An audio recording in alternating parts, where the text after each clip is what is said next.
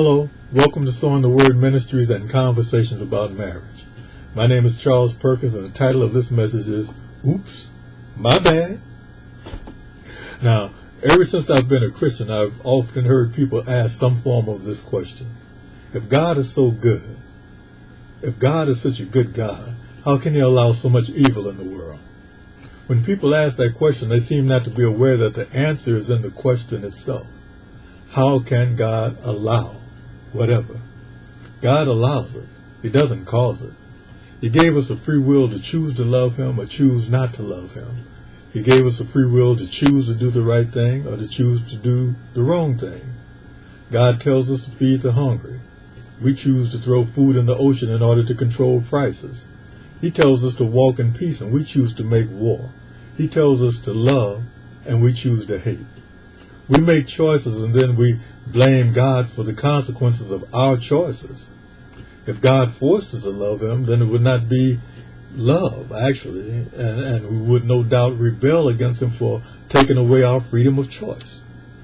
If we want freedom of choice, we have to be able to accept the responsibility of the choices that we make, accept the responsibilities of the consequences of those choices, and stop blaming God.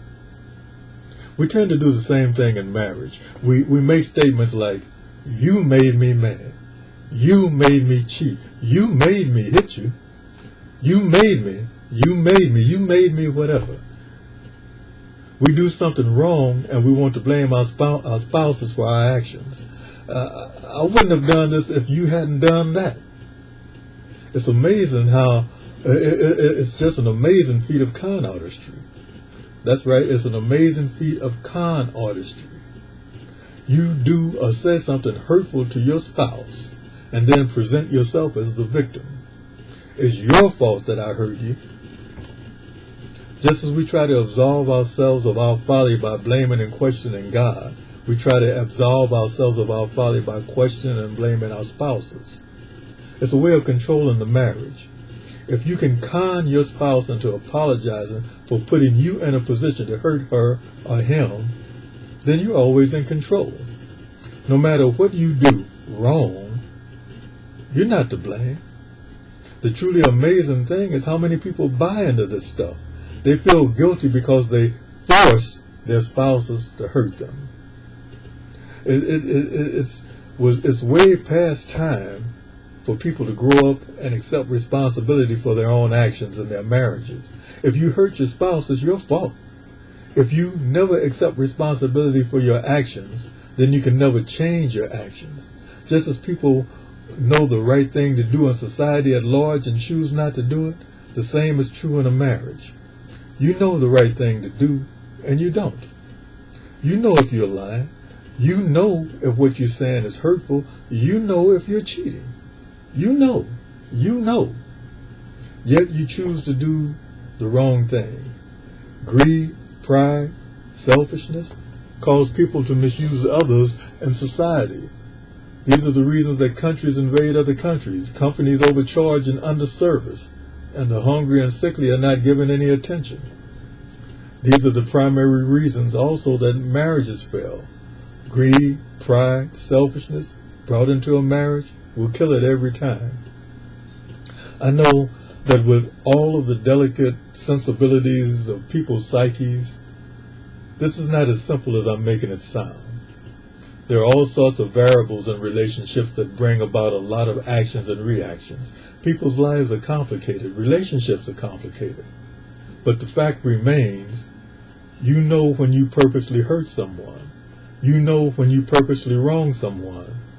Greed, pride, selfishness will make you blame your victim for your action. In marriage, this spells doom. Change starts with admitting you're wrong, but it doesn't stop there.